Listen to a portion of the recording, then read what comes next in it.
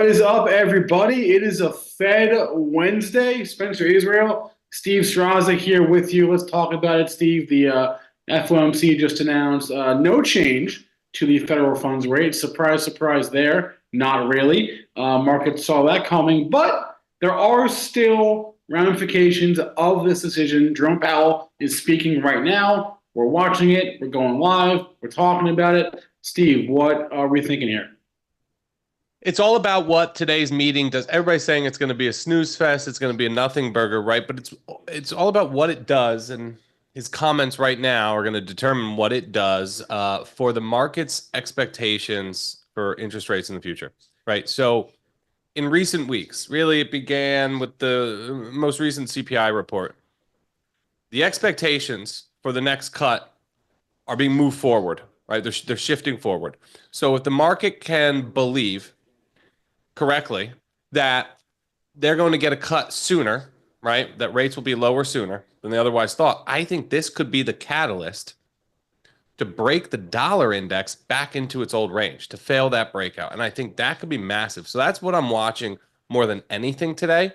Right now, the first reaction, the knee jerk, is higher for rates and higher for dollars. Can we bring up the chart of the dollar, please, and take a look at This this? is it. And this is the range I'm talking about right here, right? So we're sitting right on it. And, you tend to get big moves at inflection levels on FOMC days, right? So I'm thinking to myself, the tactical trend has been lower for the last 2 weeks for the Dixie. Does Powell come out here and say something that breaks the dollar back into its old range? And the reason I'm thinking that way, Spencer, because yes, I see. For now, this is a breakout. The reason I'm thinking that way, though, is the action from risk assets. Stocks are out here making new highs. Breadth is improving. The action today, before today, or today? Yeah, coming into today, past few weeks, right? S&P 500, U.S. indexes are at new highs last week. Developed Europe looks great right now. Everything's coming together. China looks good. Trends are looking really good. And I'm thinking to myself, wow, wouldn't that make sense if we get all these breakouts in risk assets at the same time that the dollar is failing its breakout, right? And then you get some sort of move back into the old range and it becomes a tailwind again instead of a headwind. All right. So bottom line is you think this is actually potentially really good. What has just happened here? If we can get if the Fed or whomever can talk the dollar back into the box, right? Yeah. That would be two hands all in the middle here. Put your chips on the table. Let's go for risk assets. Yep. So, and that's exactly what I'm thinking. Yep. And I know for now the reaction is higher for rates and dollars, but you see it all the time where we get a knee jerk in one direction and then by the close today it looks very different, or they come in tomorrow and they reverse it in the opposite direction.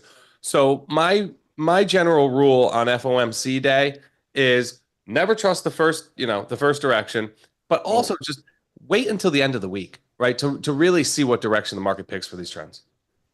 This is why I love the work that you guys do.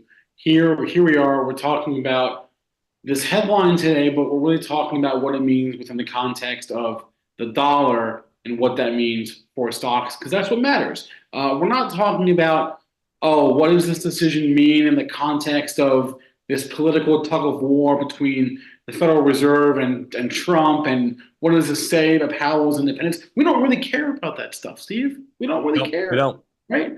We don't really care about that. I guess it's interesting fodder, but it's nothing more than that. What matters is the reaction in the markets to this headline. So just to read from the statement here for a second, I have the tracker pulled up on my screen. Pretty much the only change, obviously aside from the main one, that their last statement they lowered rates, and this one they are maintaining rates. Aside from that, the biggest change was they added a sentence about unemployment stabilizing, and the labor market remains solid. And yes, inflation is still high, and that's where it's been, and that's pretty much the only change. So I guess now the only question, and I'm sure Jerome Powell will get asked this today when his press conference is happening right now. But the only question remains is like now what, right? tell us about what you're thinking about the next move. When's the next cut? So if there is a cut, I don't know, right? I he don't have the Fed Watch tool up on my screen. I don't know what the current um, Fed Fed funds futures are saying. I could check. Maybe you can pull that up. Yeah, we'll pull it up. For Yeah, now, though, I mean, he's 10 minutes into his presser. He seems to be playing hard to get. Um, Comments like, we do not need to be in a hurry to adjust the policy rate. Reducing the policy restraint too fast could hinder progress. Said he is not going to comment on what the president has said. The assessment of our policy stance has not changed. anything happening in crypto right now? No. No. Okay. Trading on highs. Trading on highs. So I mean, we could have a little bit fun on a day like today where we're watching live FOMC reaction. And hey now, Spencer, look at You know. this. Look at that. Yeah, risk assets. It's Let's tacked up go. 2,000 points since the announcement. Risk is back on the menu, everyone. Not even since the announcement, just since, 220. Interesting. What are some other things I might expect to move? Here's home builders. So they were originally slammed on the announcement, bouncing back, clawing back some of those early reaction losses. Regional banks, see, this is the reaction right here. Regional banks, you see a big drop, and they've clawed it all back and then some. So this is really interesting, Spencer. Risk assets are coming out and reversing the initial knee-jerk lower, right, and making new highs of the day. Here's ARK, speculative growth stocks. And meanwhile, interest rates, so here's the 10-year yield, are moving lower again. So that's already reversing this move a little bit. Here's a candlestick chart of the US dollar index that we're talking about. Now it's wicking, right? It's a long upper shadow now. Here's a 1-minute chart of the US dollar index. So something must have just been said right here about 5 minutes ago. Let's see. Doing three things at once. That's the thing. That's why we're doing this stream now and not a half hour ago. Because the initial reaction, like Steve said, is often just a fake out. But now that he's talking, now he's maybe going. I don't want to say off script, but he's gonna get poked and prodded a little bit. We might get some actual color here. So, Oh, he just clarified that the removal of the inflation line it's just cleanup to shorten the sentence. It's not a determination that inflation is rising again. In fact, he said we got two good readings in a row on inflation. So he's talking rates down a bit here, kind of saying that they're seeing what they want, right, from inflation. I love the over analysis, and I'm guilty of it as well. The over analysis of of the word choice and the sentence structure of their statement, right? Yeah, that's fun. Okay, yeah, like I said, there really wasn't a whole lot changed in there, other than the fact that they kept rates steady and the fact that they kind of clarified that one line on inflation and unemployment. So I guess that counts as a lot, really, for a three paragraph statement. I think you could step in to this reaction like the close today. A nice coil like this, right? If you want to make some sort of an interest rate bet, what better than the banks, right? So you got the regional banks, it's earnings season. If I drop a VWAP here at the pivot highs, again, this is the Spider S&P regional banking ETF. There's the VWAP from the November highs, right? We're sitting right on top of it. We've been coiling at that level for 2 weeks now. And the underlying trend is undeniably higher, right? Higher highs, higher lows, higher highs, higher lows, right? So we like to earn the direction of the underlying trend when it comes to reactions to FOMC announcements, earnings, whatever it might be.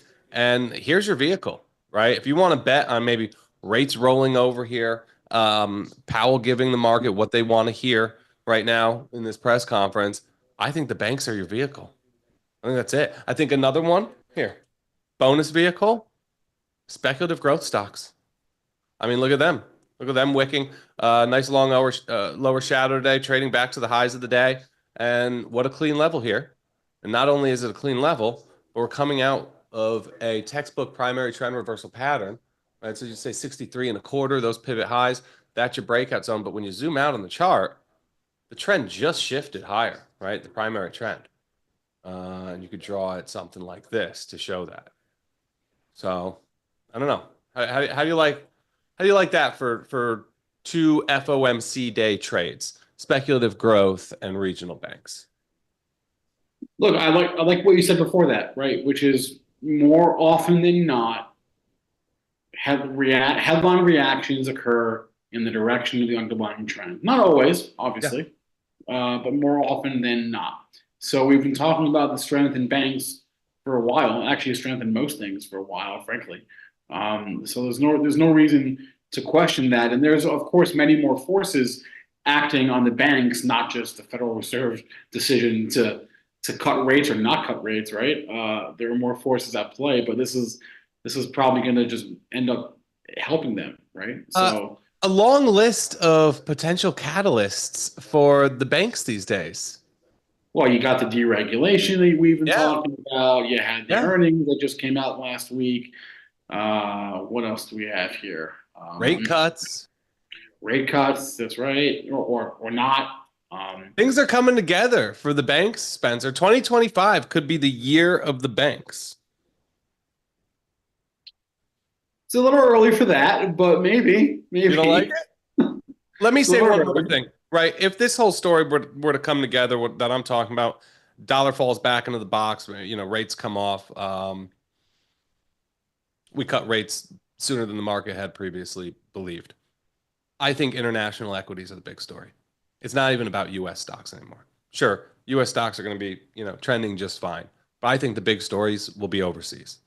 Developed Europe, I think Japan is bouncing back, and China, it's real. I think China is here because China gives you the beta. They've been basing forever. The sentiment story for Chinese stocks right now is insane. And imagine if we get an environment that's conducive, right, from an intermarket perspective, where the dollar's falling, emerging market equities, China all day. I think investors are going to chase these stocks. And I think Well, that this is a trend that could persist for years and years and years because it's coming off of such depressed levels. if you're talking about growth assets, right? I don't know does it how much of the international basket fits in that category. Besides China, obviously does, but besides that, when I think growth, I don't exactly think Europe, right? So No, I you're guess right. China checks two boxes at once, right? Where it's international, right? So you benefit directly from a falling dollar when you're buying international equities, and then also it's speculative growth or even mega cap growth. You could argue. It's hmm. mega cap speculative growth overseas. Love it. It's All awesome. right. So bottom line today, initial reaction, potentially get talking the dollar back down into that prior range. We've seen a pop thus far in some risk assets, in crypto and Bitcoin specifically, and then just kind of watch these levels. Right. That's kind of the bottom line here. But I That's don't know it. what. And don't overreact. And don't overreact, while Powell's still up at the podium talking, right? Let him Yeah. dance. Let them pick their direction. It's good to watch it, right? And you'll see what I'm talking about, how we're going one way, then we're going the other way, and then he says something else. Let him get off the podium. Let's see how they close the market today, right? And then decide and act accordingly. And then Steve, I know you had put on a few trades in the last few days. Did you Yeah. want to show me updates on those? Anything to share or not really? There's no big developments. Okay. Some of the AI trades we were in were going well, but we had the volatility coming in Monday. Well, I know you were in solar last week, right? I mean, Solar started working. They started working really well. We got volatility crushed a little bit. So we're closing in on some doubles, but we don't have any new doubles to report right all now. right. We'll keep an eye on that. All right. And then Steve, you're also going live. You're a busy man. You're going live tomorrow for Yeah. alpha earnings, right? So Yeah, I want to do a whole Mag 7 thing, right? Because it's not just Apple. We have a number of right. Mag 7s reporting in the coming market days. So let's go through these charts. Some of them are breaking out and look great. Others are digging in at support. Others are falling apart like Nvidia, right? So let's talk about the Mag 7, kind of line them all up, talk about the earnings reactions that have already, occurred, and talk about what we can expect in the reports that are coming. All right, we'll do it tomorrow at 4 o'clock Eastern, right here on Stock Market TV and on our YouTube channel. And Steve, we'll see you there, man. Thanks a lot. Awesome. Thanks for joining, everybody. Bye, guys.